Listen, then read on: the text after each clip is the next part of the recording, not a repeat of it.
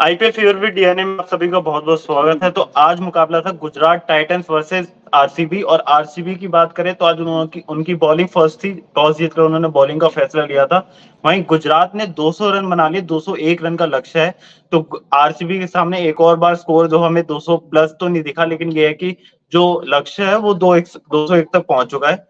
Batting की बात करें तो गुजरात के लिए शुरुआत आज अच्छी नहीं थी। रिद्धिमान शाह और शुभमन गिल की देखें तो फर्स्ट में रिद्धिमान शाह सिर्फ मात्र 5 रन ही बना पाए। तो पावर प्ले में जिस तरीके की शुरुआत जीटी पहले सीजन में देती आई है, वैसा अभी तक नहीं देखने को मिल रहा है। कभी शुभमन गिल की तरफ से वो फॉर्म नहीं देखने को मिलती है। और जबकि हमें पता है कि उनका अहमदाबाद में रिकॉर्ड हमेशा काफी ज्यादा अच्छा रहता है। एवरेज भी देखे तो 60-70 अराउंड रहती है। तो उस नजर से देखे तो आज मात्र 84 का स्ट्राइक रेट था। और एवरेज भी अगर ओवरऑल इस बार देखें अहमदाबाद में तो उनका कुछ 20-25 ही चल रहा है। तो ज्यादा अभी तक उनको कामयाबी मिल नहीं पाई है। Shubman Gill as a GT captain हमने जो देखा है उसमें सिर्फ 2 ही पारियां उनकी अच्छी आई जिसमें हमें 50 प्लस स्कोर दिखा। वरना ओवरऑल अभी तक बहुत ज्यादा ठंडा गया पूरा आईपीएल सीजन। वहीं आज साई सुदर्शन की इनिंग्स एक और बहुत ज्यादा मैं कहूंगा इम्पैक्टफुल रही। 170 का स्ट्राइक रेट रहा जिसमें उन्होंने 6, अगर हम देखें तो छक्के मारे उन्होंने 4 और 8 चौके मारे। और स्ट्राइक रेट भी देखे तो 170 था। तो ओवरऑल पारी को जो एंकर किया है वो साई सुदर्शन ने काम किया है आज पूरी पारी में। और शाहरुख खान की पारी थी जिसने मैच थोड़ा चेंज कर दिया। वरना ये जो पार स्कोर था वो 160-180 अराउंड लग रहा था। वो स्कोर पहुंच चुका है आज 200। तो उसमें शाहरुख खान का बहुत बड़ा रोल था जिसमें उन्होंने 5 छक्के मारे और साथ में अगर हम देखें तो 3 चौके मारे। और उनका जो स्ट्राइक रेट था वो 193 अराउंड था। तो इसमें शाहरुख खान की इनिंग्स और जो उनकी पार्टनरशिप अगर हम देखें ओवरऑल तो वो 100 प्लस रही जिसने मतलब जीटी का ये 200 का स्कोर बनाया। ओवरऑल अगर हम स्कोर कार्ड में आपको अभी दिखा देता हूँ जिसमें हम बात कर रहे हैं। शुरुआत में हमने शुभमन गिल और रिद्धिमान शाह की बात करी और उसके बाद साई सुदर्शन और शाहरुख खान। फिर डेविड मिलर, जिस तरीके से हम देख उनका नाम हुआ था किलर मिलर, फेमस हुआ था, उस तरीके का फिनिशिंग रोल वो अभी तक पूरा नहीं कर पा रहे हैं। और बॉलिंग में अगर हम देखें तो वो हमें दिखा भी जिस तरीके से आज ग्लेन मैक्सवेल की वापसी हुई है। तो वो बैटिंग के अलावा बॉलिंग उनकी बहुत ज्यादा स्ट्रांग है। तो उस नजर से देख रहे हैं तो आज डेविड मिलर बहुत ही ज्यादा मैं कहूंगा कि इम्पैक्ट नहीं डाल पाई। ये स्कोर 210-220 तक पहुंच सकता था। वो आरसीबी के लिए और मुश्किल होता। लेकिन आज 19 बॉलों में सिर्फ 26 रन और 136 का स्ट्राइक रेट जिसमें 1 छक्का और 2 चौके थे। और बॉलिंग स्कोर कार्ड की अगर हम बात करें तो स्वप्निल सिंह, जिसको पिछले मैच में हमने देखा था कि बैटिंग में तो उन्होंने कमाल दिखाया था, बॉलिंग में भी उन्होंने 2 विकेट लिए थे। आज भी उन्होंने 1 विकेट लिया और 3 ओवर में मात्र 23 रन ही दिए। वहीं मोहम्मद सिराज की बात करें तो 4 ओवर में 34 रन और 1 विकेट। यश दयाल ने भी आज अच्छी वापसी करी जो कि हमें आरसीबी की बॉलिंग में दिखता नहीं था कि ज्यादातर बॉलर्स जो थे वो इकोनॉमी उनकी 10 से ज्यादा रहती थी। वहीं आज अगर हम देख रहे हैं तो मोस्टली जो पहले 3 बॉलर्स की हम बात करें जिसमें मैक्सवेल का भी नाम है, उन्होंने भी 1 विकेट लिया और 28 रन ही दिए। तो करण शर्मा और कैमरन ग्रीन को छोड़ दें तो आज पूरी ओवरऑल बॉलिंग काफी ज्यादा आरसीबी की अच्छी रही। वही एक कारण है कि स्कोर आपका 200 ही रहा। वरना ये स्कोर 220 230 भी जा सकता था। तो उसका मेजर रीजन यही है कि आपका स्कोर उस तरीके से नहीं जा पाया। और अगर अब हम देखें तो यही लग रहा है कि मुझे तो कि लव भी हमारे साथ अब सेशन में जुड़ चुके हैं। लव, मुझे तो ये स्कोर कार्ड मतलब कम लगा जिस तरीके का अहमदाबाद का पिच है। 200 तो आरसीबी अब चेस कर सकती है। और शुभमन गिल की आज भी मैं कहूंगा कि एक और पारी जो नहीं कैपिटलाइज कर पाए वो भी अहमदाबाद में। जी, हम देख रहे हैं कि शुभमन गिल और रिद्धिमान शाह जो है दोनों ही काफी टाइम से मतलब चल रहा है कि कुछ खास तरीके से बैट पे बॉल आ नहीं रही है। और शुभमन गिल का मतलब कह सकते हैं कि T20 वर्ल्ड कप में जो नाम उठ रहा था कि क्या पता इनको बैकअप ओपनर के रूप में ले जाया जाए, वो शायद धीरे धीरे विद टाइम कम होता जा रहा है जैसे जैसे इनकी परफॉर्मेंसेज आ रही हैं। और एक आध इनिंग्स अगर आप छोड़ देंगे तो पूरे सीजन में कुछ खास करा नहीं इन्होंने।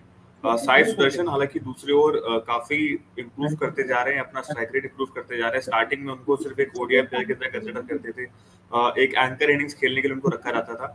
और अगर आपको याद होगा एक बार रिटायर्ड हर्ट भी कर दिया गया था, काफी स्लो खेल रहे थे बट वो आउट ही नहीं हो रहे थे, 70-80 रन पे उनको रिटायर हर्ट कर दिया गया था। बट अभी जिस तरीके से इस सीजन में अपना स्ट्राइक रेट इंप्रूव कर रहे हैं एक एक मैच के साथ, वो चीज बड़ी इंप्रेसिव है। और शाहरुख खान ने जिस तरीके से आज प्रॉपर्ली कमबैक करा है, आज लग रहा था कि शाहरुख खान खेल रहे हैं टीम की तरफ से, जो शाहरुख खान हमको पंजाब किंग्स की तरफ से खेलते हुए दिखते थे लास्ट सीजन तक। आज तो लग रहा था कि प्रॉपर वो फिनिशर का रोल प्ले कर रहे हैं। एंड में जिस तरीके से बाउंड्री निकाल रहे थे, सिराज ने हालांकि बहुत अच्छी बॉल पे आउट करा। और डेविड मिलर की बात करें, डेविड मिलर भी अब कहीं ना कहीं धीरे धीरे शायद फॉर्म पकड़ रहे हैं। बट मैं अभी भी कहूंगा कि स्ट्राइक रेट बहुत कम था और ज्यादा रन बन सकते थे। इनके पास बैटिंग में डेप्थ थी, मतलब जो बीच में बीच में जो एंकर किया था साथ में साई सुदर्शन, और अगर हम पार्टनरशिप देखें शाहरुख खान की, तो जी वो बहुत ज्यादा बड़ी रही थी। फॉलो ऑफ विकेट्स में आप देखेंगे कि दूसरा विकेट जो था शुभमन गिल का, वो 45 रन पे गिर चुका था, फिर 131, मतलब आपकी जी करीबन 80-85 की पार्टनरशिप वो रही है। तो उसके बाद जी जिस तरीके से डेविड मिलर का अगर हम देखें, तो वो स्कोर और ज्यादा बन सकता था, क्योंकि आपको वो 130 के बाद आपको 6 ओवर में सिर्फ मात्र 70 रन ही मारे, और जिसमें भी साई सुदर्शन ने ज्यादा मारे। डेविड मिलर की इनिंग्स बिल्कुल ऐसी रही जैसे कि फीकी थी, क्योंकि राहुल तेवतिया वो रोल अच्छा पूरा कर सकते थे, और उनके साथ में अगर हम मैं वही देखें कह तो रहा हूँ अर्पित ओवरसाइज कि भी देखिए, आते थे। बॉलिंग में भी इनकी बैटिंग में डेप्थ भी थी, तो मतलब रिस्की शॉट्स जो है वो ले सकते थे, चाहे उमरजई की बात करें, चाहे तेवड़िया की बात करें, राशिद खान, इवन इवन साई किशोर, उन्होंने भी 2 छक्के मारे थे, अगर आपको वो मैच याद हो। तो मतलब इनकी बैटिंग में डेप्थ है, ऐसा नहीं कि जब इतने बैट्समैन बचे तो आपको रिस्क लेने चाहिए, और अगर आप रिस्क लेने जाएंगे तभी आप मतलब एक बहुत ही अच्छा स्कोर खड़ा कर पाएंगे, क्योंकि देखिए आरसीबी एक स्ट्रॉन्ग टीम है। आप जानते हैं विराट कोहली भी फॉर्म में चल रहे हैं, डुप्लेसी ने फॉर्म पकड़ लिया है, विल जैक्स एक बढ़िया प्लेयर है, केकेआर के केस में देखा था किस तरीके से खेले थे, पाटीदार बहुत अच्छे फॉर्म में चल रहे हैं, मैक्सवेल की आज वापसी हुई है, कैमरन ग्रीन भी अच्छा खेल रहे हैं, दिनेश कार्तिक भी अच्छा खेल रहे हैं। तो आरसीबी वापस से एक स्ट्रॉन्ग टीम डेवलप होती हुई नजर आ रही है, बट टूर्नामेंट में अब वापस करना मतलब वापसी करना बहुत अब लेट हो गया उस चीज के लिए। बट स्टिल मैं कहूंगा कि लेकिन ये कि बाकी गुजरात का टीम्स का कहीं ना काम कहीं, तमाम जरूर कर सकती है, अगर वो हाँ बाकी बिल्कुल अपने जो बिल्कुल, मैचेस है और वो जीते। स्पेशली उन टीम्स का जिनको सारे मैचेस जीतने हैं, ऑलमोस्ट 7 में से 4, 5 में से 4 मैचेस जीतने, 5 में से 5 मैचेस जीतने, अगर आरसीबी से एक एक गेम्स भी हार गए तो वहां पे बहुत डिफिकल्ट हो जाएगा। और जी, फिलहाल अभी वही बात वहीं करते हैं गुजरात भी आज आरसीबी ऐसी की है। इनिंग्स भी, आरसीबी की इनिंग्स की शुरुआत हो गई अर्पित, और उमर जई ने जिस तरीके से पावर प्ले में यूज करा है उमर जई को शुभमन गिल ने, वो भी बहुत इंप्रेसिव है, क्योंकि पावर प्ले में आते हैं, अच्छा स्विंग देखने को मिलता है। बैटिंग से भले अब तक उतना कंट्रीब्यूट नहीं कर पाए, बट हाँ बॉलिंग से पावर प्ले में जरूर कंट्रीब्यूशन मिल रहा है। जो प्रॉब्लम इस बार गुजरात टाइटंस की तरफ से रही है, वो मेन रही है कि एक फिक्स्ड उनको प्रॉपर बॉलर नहीं मिल पाया। तब देखिए आप स्पेंसर जॉनसन थे, उनको बाहर कर दिया गया, संदीप वॉरियर अंदर आए, उनको भी मतलब ऐसा नहीं है कि लगातार खिला रहे, कभी ओवर कंप्लीट नहीं कराते हैं, जिस दिन अच्छी स्पेल डाल रहे होते हैं। अगर आपको याद हो 3 विकेट लिए थे 15 रन देके 3 ओवर में, उनका वो स्पेल ही पूरा नहीं कराया गया था। तो थोड़ा ये मैं कहूंगा थोड़ा भी एक नए कैप्टन है, शायद उस चीज का प्रेशर है, और जिस हिसाब से एक बहुत ही ज्यादा जिम्मेदारी वाली चीज है, क्योंकि हार्दिक पांड्या 2 सीजन कैप्टनसी करी, दोनों बार फाइनल्स में लेके एक बार टाइटल जीता, और तीसरी बार शुभमन गिल के कंधों पे बहुत ज्यादा वो कह सकते हैं कि भार आ गया उस चीज का।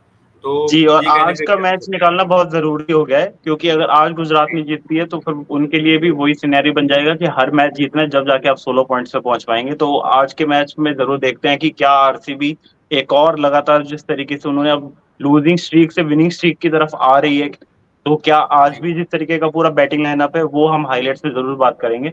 तो आपको हमारा ये सेशन जी पसंद आया तो हमें लाइक शेयर कमेंट करें, और यूट्यूब चैनल को हमारे सब्सक्राइब कर लें, क्योंकि हम आईपीएल फीवर डीएनए में आपके साथ ऐसे ही जुड़े रहेंगे।